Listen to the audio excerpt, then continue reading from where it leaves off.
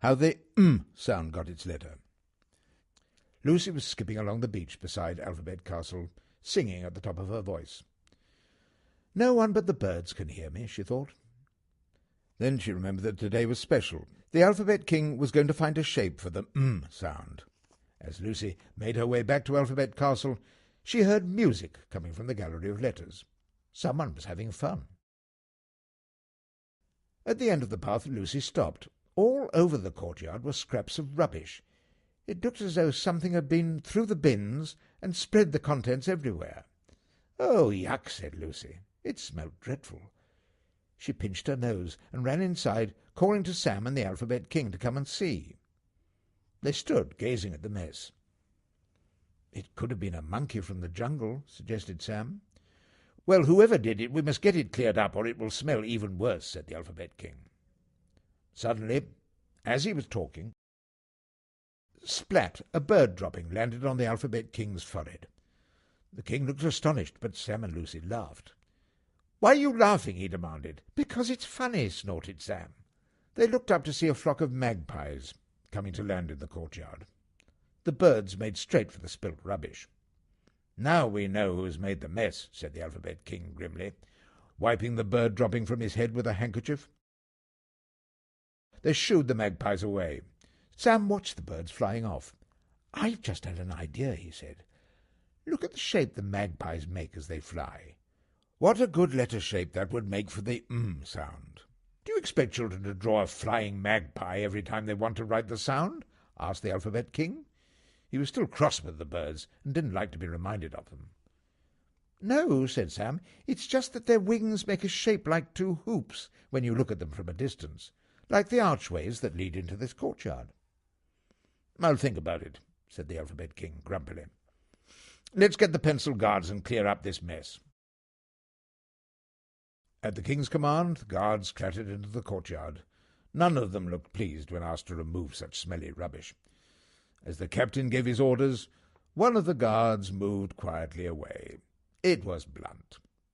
It had been his turn to put the rubbish out, but he had been lazy and left it in the courtyard. Blunt didn't want to help clear up, so he hid and watched them working, feeling just a little bit guilty. At last all the rubbish was gone. The captain looked at the group of guards and shouted, "Where's Blunt?" There was silence. "Blunt!" yelled the captain. Blunt crept out of his hiding place. "What were you doing in there?" asked the captain. Then the captain remembered who was on rubbish duty. "Did you leave the rubbish bags in the courtyard?" he asked. Blunt nodded. The captain was furious. "Being lazy and not doing a proper job is one thing. Hiding from the tidying up is even worse. You shall have time out in the dungeon to think about what you have done." Blunt shuffled into the castle, his head down. Meanwhile, the children and Alphabet King were talking about the shape for sound. "I don't know how the shape of a bird would stand up or how it would hold hands with other letters," he said. "It could have a straight line first to help it stand, and then two hoops over to look like arches," suggested Lucy. "All right. The name of the letter will be M."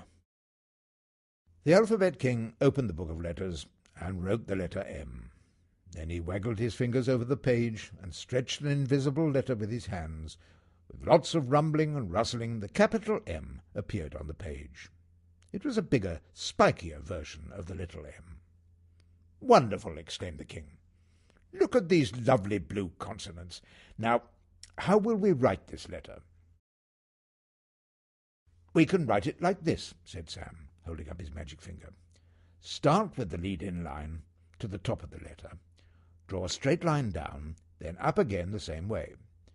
Then it's like drawing a bird, over the top of the wing and down the other side, then up the line again, over onto the next wing and down again. Then a quick lead-out line to join it to the next letter."